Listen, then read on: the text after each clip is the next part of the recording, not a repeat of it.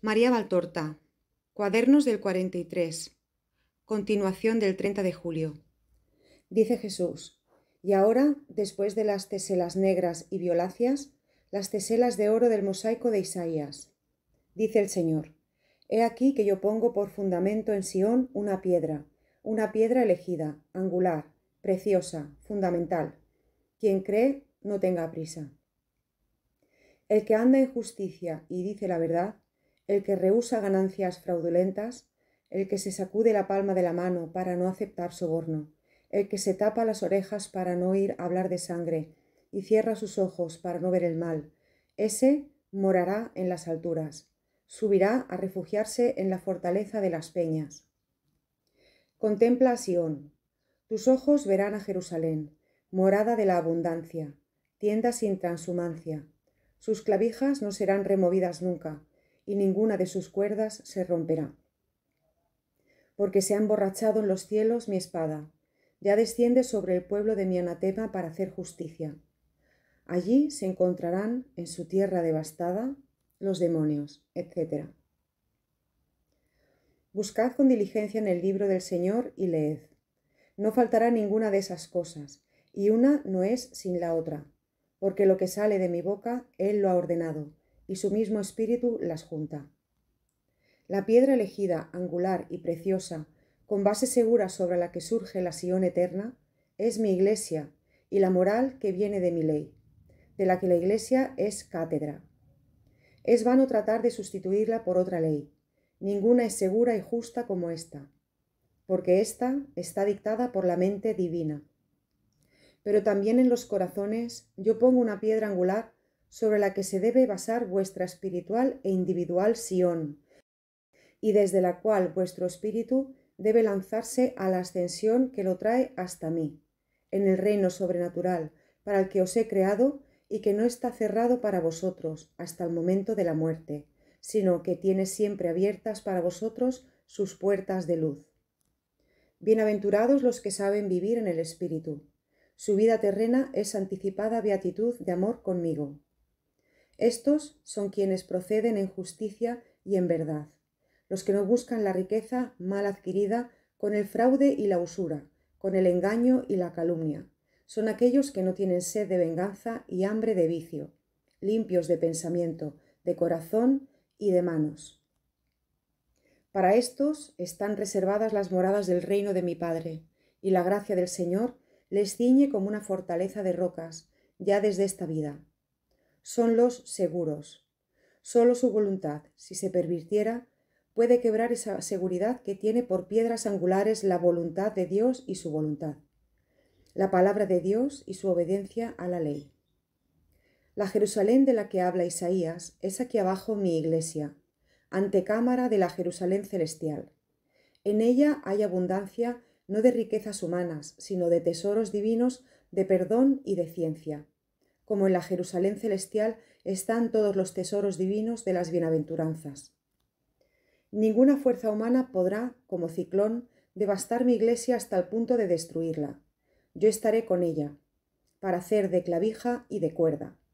Cuando llegue la hora en que la tierra deje de ser, mi iglesia será transportada al cielo por los ángeles, porque no puede perecer al estar cimentada en la sangre de un Dios y de sus santos. Un pueblo, dice Isaías, será castigado con la espada de justicia. Pero serán muchos más, porque en muchas partes del mundo ha fornicado con el demonio. Y otras todavía están a punto de pecar, no obstante todo cuanto yo he hecho para mantenerlas en el camino de la vida. Orad, orad, orad mucho para impedir nuevas condenas originadas por nuevas fornicaciones. Los demonios. Oh, los demonios están ya donde castigaré. Los demonios son quienes, asentados como señores en los corazones, llevan a muerte a las naciones. Y hay pueblos en los que pocos son los corazones que no sean aún morada de los demonios. Legiones y legiones demoníacas mueven, como títeres, naciones completas. ¿Y cómo puedo reinar allí donde los corazones se han hecho morada de los hijos de Lucifer? La palabra profética tiene otras aplicaciones, pero yo he querido hacértela ver con referencia al momento que vivís. No he querido decirte más para no abatirte más. Ora, Tu Dios te abrirá las puertas antes de que tú conozcas el máximo horror. Por ahora entra en la morada de su corazón y dame tu amor para aplacar mi justicia. En verdad te digo que morir de amor es la muerte más cruel, porque se sufre no por una cosa sola, sino por toda la creación. Se sufre por la atención a Dios y al prójimo. Es la muerte de tu Jesús, porque, sábelo, la palabra más adecuada sobre mi muerte no es flagelos, torturas, cruz, es amor. El amor es lo que ha sacrificado al Hijo de Dios, el amor por vosotros. Que sea el amor lo que sacrifica a los nuevos redentores. 1 de agosto. Dice Jesús: cuando una criatura es realmente hija de su Señor, sufre tanto las injurias que ven que le hacen, que ninguna alegría de la tierra, ni siquiera la más santa y grande, puede consolarla. Mi madre, y con ella tantas santas madres de la antigua y nueva ley, no se sentía felicísima en su felicidad de madre y madre de Dios, porque veía que Dios no era amado en espíritu y en verdad más que por unos pocos. La gracia que le inundaba el alma con su plenitud le anticipaba el conocimiento del sacrilegio con el que la verdadera arca de la palabra de Dios había sido tomada, profanada, asesinada por un pueblo enemigo de la verdad. No ha muerto por este conocimiento, como la nuera de Elí, porque Dios la socorrió, debiéndole ahorrar el dolor total. Pero por él agonizó durante todo el resto de la vida. Mi madre llevó la cruz antes que yo.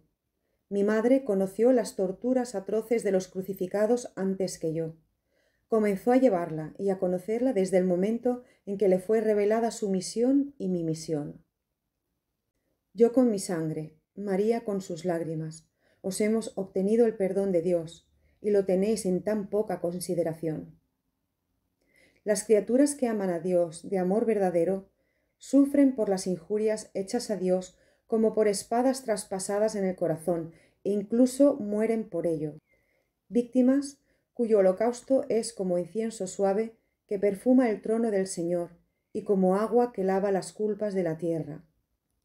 Si volvéis a Dios con todo el corazón, quitad del medio a los dioses extranjeros, preparad vuestros corazones para el Señor, y servidle solo a Él, y Él os librará de las manos de los filisteos, dice el libro. A un pueblo no le basta, para ser salvado, el sacrificio inocente de quien muere de dolor por ver ofendido a su Dios y heridos los culpables por la justicia divina. Es necesario que todo el pueblo vuelva al Señor. Yo he dicho, no los que dicen Señor, Señor, sino los que hacen las obras que digo que hagan, serán escuchados y entrarán en mi reino. Entonces, ¿hacéis vosotros las obras que yo os digo que hagáis para vuestro bien? No. Este pueblo me honra con los labios, pero su corazón no está conmigo. No soy yo quien reina en vuestros ánimos. El puesto está ocupado por falaces deidades que os mallogran, y no sabéis libraros de ellas. Vuestra soberbia impide que vuestro corazón se deshaga en el dolor por haber ofendido a Dios, y exprima en el dolor el agua del llanto que limpia. Vuestra incontinencia ante los estímulos de la carne impide que salgan pensamientos puros de vuestro corazón. Vuestra dureza impide que vuestro corazón sea misericordioso, y quien no tiene misericordia no recibe misericordia de Dios. ¿Cuántos dioses tenéis en vuestro corazón en lugar del Dios verdadero? Y así yo no puedo liberaros de las manos de los filisteos, liberaros de ellos con la plenitud de la liberación. Cae uno de vuestros enemigos, pero surgen dos. ¿Quizás soy injusto? No. ¿No hacéis vosotros lo mismo? Vosotros que eleváis, si lo eleváis, un vicio de vuestro corazón y metéis otros 7 y 3 veces 7. Oh, hijos, que me obligáis a castigaros a todos, porque para sancionar a un pueblo que ha caído en el triple y séptuplo pecado, debo sancionar también a los santos que están entre ellos. Pero yo enjugo las lágrimas de los santos, mientras que las lágrimas de los rebeldes, arrancadas no por el santo dolor del espíritu, sino por el pesado dolor de la carne que sufre, como en los seres inferiores, y que en el llanto se revela e impreca a su justo Dios, serán enjugadas por el hálito en los demonios. Y os aseguro que el fuego que ahora os quema, bajando desde lo alto sobre vuestras máquinas de infierno, no es nada respecto de la llama que os rodeará del peor momento, no ver nunca a vuestro Dios. Dice Jesús: si tomáis en consideración mi expresión, en verdad os digo que los publicanos y las meretrices os precederán en el reino de Dios. Podéis entender cuál sea la potencia del creer, cuando es absoluto y recto en la intención. También por esto os digo que no juzguéis a ninguno de vuestros hermanos, y no digáis neciamente: yo estoy tranquilo acerca de mi alma porque no he cometido culpas graves. No, en verdad vosotros cometéis una culpa mayor que la del publicano y la de la meretriz, porque ellos están dominados por la pasión de la carne, mientras que vosotros sois desordenados en las pasiones de la mente. Faltáis a la caridad, y por eso ofendéis a Dios. Faltáis a la humildad, y por eso le disgustáis. Faltáis a la contrición, y por eso hacéis que se vuelva severo. El pobre publicano, la pobre meretriz, que han podido ser llevados a ser tales por tantos motivos, cuando se encuentran con la mirada de Dios, creen en Él, y van a Él, con toda su fuerza de fe, de amor, de humildad, de arrepentimiento. Y entonces no se trata solo de un lavado superficial, sino que es una saturación de mi poder la que les cura y les convierte en héroes.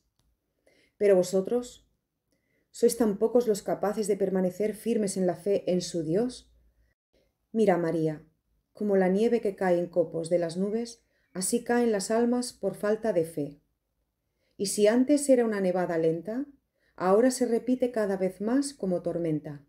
Pobres almas, tendrían tanta necesidad de creer para salvar algo de su espíritu ya tan herido. En cambio, ya no saben creer. Y entonces, ¿en qué creen si no creen en mí eterno? Vivir sin creer es imposible. Quien no cree en Dios, en el Dios verdadero, creerá por fuerza en otros dioses. Quien no cree en ningún Dios, creerá en los ídolos, creerá en la carne, creerá en el dinero, tendrá fe en la fuerza de las armas. Pero en definitiva, no se puede estar sin creer en nada. La oscuridad del alma, que no tiene fe en ninguna cosa humana o sobrehumana, es peor que la oscuridad que envuelve al ciego. Solo le queda matar el alma y el cuerpo con muerte violenta. Cuando Judas no creyó más en mí, ni en la satisfacción del dinero, ni en la protección de la ley humana, se mató. ¿Remordimiento por el delito? No. Si hubiera sido eso, se hubiera matado inmediatamente después de darse cuenta de que yo lo sabía. Pero no entonces, ni después del beso infame y mi saludo amoroso, no entonces, ni cuando vio que me escupían, me ataban, me arrastraban entre mil insultos.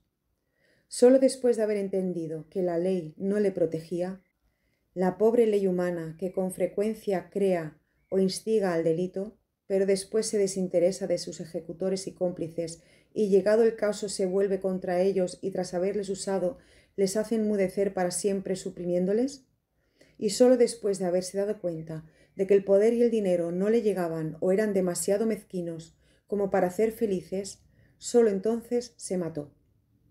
Estaba en la oscuridad de la nada. Se lanzó a la oscuridad del infierno. El mundo se está convirtiendo en un caos sin luz porque la luz del creer se apaga cada vez más en los corazones. Es una muerte espiritual que horroriza a los espíritus que viven en mí. Por eso os digo que si un publicano o una meretriz creyeran en mí, os predecerían en mi reino, porque quien realmente cree en mí vive obediente a mi palabra. Si es pecador, se redime. Si está sin culpa, se preserva de la misma. De un modo y del otro, yo, perdón y amor, espero a quien cree en mí para coronarlo de gloria. 2 de agosto. Tenlo por seguro, quien me tiene a mí lo tiene todo. No tendrá más hambre ni más sed, según mi promesa, porque cree en mí. No hablo del hambre y de la sed del pobre cuerpo. Hablo del hambre y de la sed de vuestro corazón, de vuestra alma, de vuestro espíritu. Tan solo el pensamiento de que me tienes cerca te consuela, te sostiene, te nutre totalmente. No, No me canso de estar cerca de ti. Jesús no se cansa nunca de estar cerca de sus pobres hijos que sin él son tan infelices. Mira, si me canso acaso de estar en las iglesias esperándoos, encerrado en un poco de pan, para asumir una forma visible para vuestra materialidad. Las almas que el Padre me ha dado son el tesoro más dulce que yo tenga. ¿Puedes dudar de que yo trate con amoroso respeto cuanto me ha sido dado por mi Padre? He bajado del cielo, donde estaba beatífico en la divina excelsa de mi esencia, para cumplir este deseo del Padre de salvar el género humano creado por él. Circunscrito, yo el infinito, a un poco de carne, humillado, yo el potente, con figura de hombre oscuro, pobre, yo el dueño del universo, en un pueblecillo cualquiera, acusado, yo, el sin mancha, el purísimo, de todas las culpas morales y espirituales, como rebelde ante la autoridad humana, subversor de los pueblos, violador de la ley divina, blasfemador de Dios.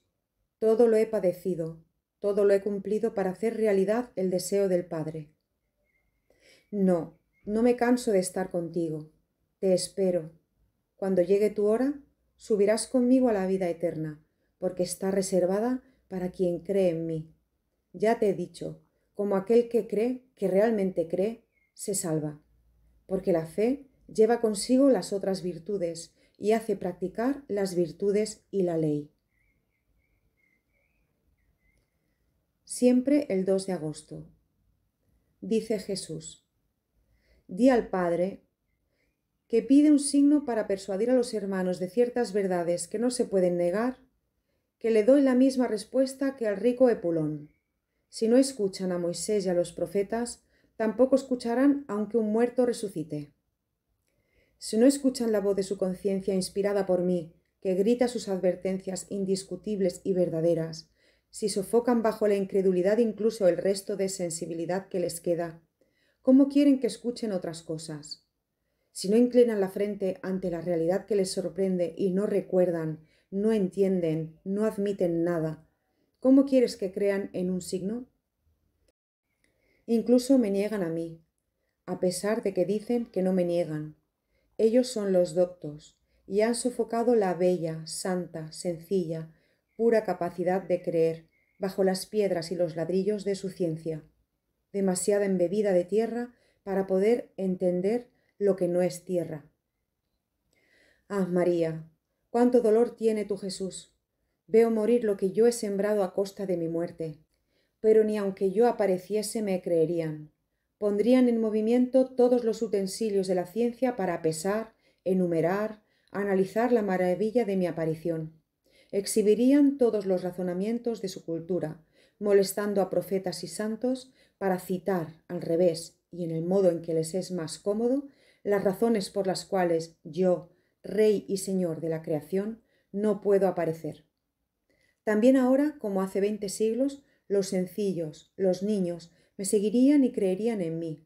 Los sencillos porque tienen el mismo corazón, virgen del racionalismo y de desconfianza y de soberbia en la mente, de párvulos. No, no encontraría en mi iglesia a los capaces de creer. Es decir, en el gran ejército de mis ministros encontraría algún alma que ha sabido conservar la virginidad más alta, la del espíritu. Oh, santa virginidad del espíritu, qué preciosa eres, querida, predilecta de mi corazón, que te bendice y te prefiere. Oh, santa virginidad del espíritu, que conservas el candor del bautismo en las almas que te poseen, que conservas el ardor de la confirmación en las almas que te conservan, que mantienes la nutrición de la comunión en las almas que a ti se abandonan, que eres matrimonio del alma con Jesús Maestro y amigo, que eres sacerdocio que consagras en la verdad, que eres aceite que limpias en la hora extrema para preparar la entrada en la morada que os he preparado. Santa virginidad del Espíritu, que eres luz para ver, sonido para entender, cuán pocos te saben conservar. Ves, alma mía, son pocas las cosas que yo condeno severamente como esta del racionalismo que viola y desconsagra y mata la fe. Digo fe con mayúsculas, para decir fe verdadera, absoluta, real. Yo lo condeno como mi sicario. Es el mismo que me mata en los corazones y que ha preparado y prepara tiempos muy tristes para la Iglesia y el mundo. He maldecido otras cosas, pero ninguna maldeciré como esta. Ha sido la semilla de las que han venido otras doctrinas venenosas. Ha sido el pérfido que abre las puertas del enemigo. En efecto, ha abierto las puertas a Satanás que nunca, como desde que reina el racionalismo, ha reinado tanto. Pero está dicho: cuando el Hijo del Hombre venga, no encontrará fe en los corazones. Por ello, el racionalismo hace su obra. Yo haré la mía. Bienaventurados los que, como cierran la puerta al pecado y a las pasiones, saben cerrar en la cara las puertas del templo secreto a la ciencia que niega, y viven solos con el solo que es todo, hasta el final. En verdad te digo que estrecharé contra el corazón al desgraciado que ha cometido un delito humano y se ha arrepentido de él, con tal de que haya admitido siempre que yo lo puedo todo, pero tendré rostro de juez para aquellos que, en base a una doctrina ciencia humana, niegan lo sobrenatural en las manifestaciones que el Padre quisiera que yo diera. Uno nacido sordo no puede oír, ¿verdad? Uno que tenga los tímpanos rotos por infortunio no puede oír, ¿verdad? Solo yo podría darle el oído con un toque de mis manos. Pero, ¿cómo puedo dar oído a un espíritu sordo si el espíritu no se deja tocar por mí? Respecto a las preguntas del Padre sobre el antagonista último, dejamos el horror envuelto en la sombra del misterio. De nada os sirve conocer ciertas cosas. Sed buenos y basta. Vuestra bondad dadla, con anticipo al momento, con el fin de abreviar la duración del reino monstruoso sobre la raza de Adán. Respecto al tiempo, 1000, 2000, 3000 son formas para dar una referencia a vuestra mentalidad circunscrita. Es tan cruel la bestial soberanía del hijo del enemigo, hijo no de querer carnal, sino de querer de alma, que ha alcanzado el vértice y la profundidad de la ensimismación con Satanás, que cada minuto será día, que cada día será un año, que cada año será siglo para los vivientes en aquella hora. Pero respecto a Dios, cada siglo es milésima de segundo, porque la eternidad es un ser de tiempo cuya extensión no tiene límite. Es tan desmesurado ese horror para los hijos de los hombres sumergidos en él, que, en comparación, la oscuridad de la noche más oscura será luz de sol meridiano. Su nombre podría ser negación, porque negará a Dios, negará la vida, lo negará todo, todo, todo, todo. ¿Creéis estar ya? Oh, pobrecitos, lo que vivís es como un lejano murmullo de trueno. Entonces será estruendo de rayos sobre la cabeza. Sed buenos, mi misericordia está con vosotros. Por la noche del mismo 2 de agosto, reaparece Jesús doloroso ensangrentado, aquel que se ha estrujado a sí mismo para hacerse licor de vida por nosotros. Está tristísimo, solo me dice 2 palabras: sufro tanto, pero me las dice prácticamente moviendo los labios. No es como las otras veces que le veo triste y sonriendo, pero siempre con la boca cerrada, aunque su palabra toca mi espíritu. Ahora mueve los labios y dice: sufro tanto, y el acento es tan triste, tan abatido, que me hiere como una espada. ¿Por qué sufre especialmente esta noche mi Jesús? ¿Quién lo ha querido haciéndole sangrar y llorar? ¿Qué puedo hacer para hacerle sonreír?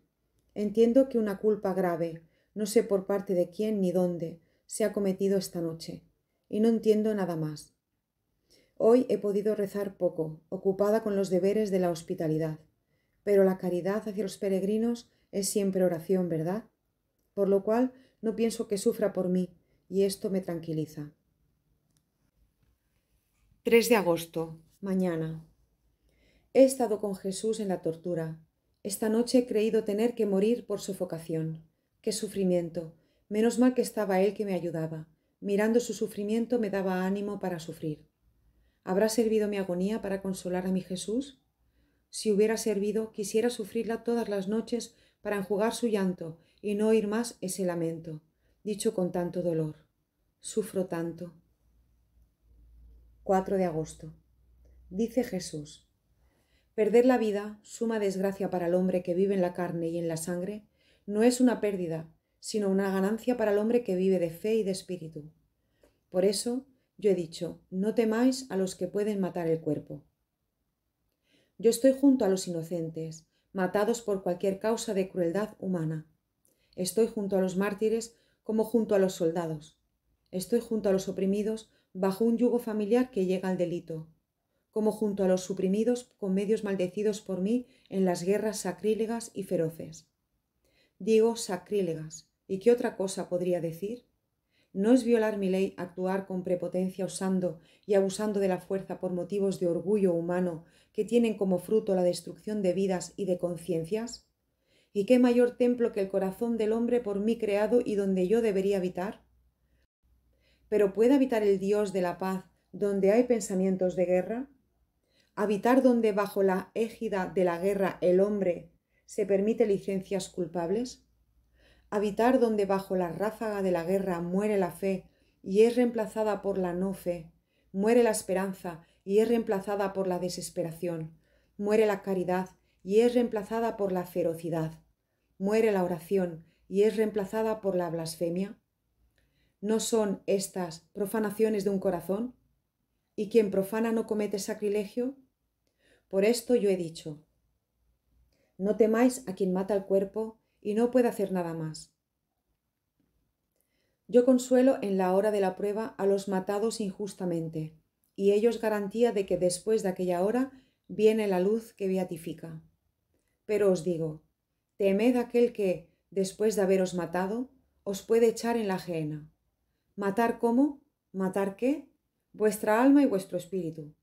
El alma, que es el arca santa, el sagrario que contiene el espíritu, que es la gema tomada por la mano de Dios de los inmensos tesoros de su yo para ponerla dentro de la criatura, signo que no se puede negar de vuestro origen de hijos míos. Como la sangre en las venas, está el espíritu en el interior de vuestra carne, y como la sangre da vida a la carne para vivir los días de la tierra, así el espíritu da vida al alma para vivir los días que no tienen fin. Por lo tanto, la pérdida, sin límite de medida, es la del espíritu y no de un poco de carne. No hay delito más grande y más condenado por Dios que este de matar un espíritu privándolo de la gracia que lo hace hijo de Dios. Como un hijo crece y se forma en el seno de la madre, alcanzando la edad perfecta de la vida intrauterina, nutriéndose por órganos que lo tienen en contacto con los órganos de nutrición de la madre. Así, el que sabe vivir la vida del espíritu y conservar el espíritu es como un hijo en mi seno y crece y alcanza la edad perfecta de la vida intra mí, sacando de mí nutrición y fuerza. ¿No te da alegría y seguridad pensar que vives de mí, en mí, por mí, conmigo? Aquel que deja que el enemigo mate su espíritu, se hace cómplice del mismo. Este tiene abierto con sus propias manos el saco en el cual el maldito encierra vuestra alma, privándola primero de la luz, después de la vida, hundiéndola en su abismo infernal de donde no se sale y sobre el cual pesa la maldición eterna de Dios. ¿Y podré acaso yo, que digo no matar y condeno la matanza de una carne, no pronunciar condena sobre quien mata el espíritu? ¿Sobre quién? Seguro, porque tenéis una voluntad y si no queréis vosotros, el enemigo no puede. Por ello sois vosotros los que matáis vuestro espíritu, y sobre quien mata el espíritu en verdad os digo, que con ira justa y terrible resonará mi voz de padre renegado por un hijo, de rey defraudado por un súbdito, para pronunciar la palabra de condena. Por lo tanto, en tu sufrir está segura, por la carne que muere, cada vez más crece tu espíritu. Como víctima de amor, se alimenta del morir de tu cuerpo. Qué hermoso será el día en que, rompiendo la arcilla del vaso terreno, tu espíritu brotará libre y fuerte para la gloria eterna de tu Jesús en el cielo.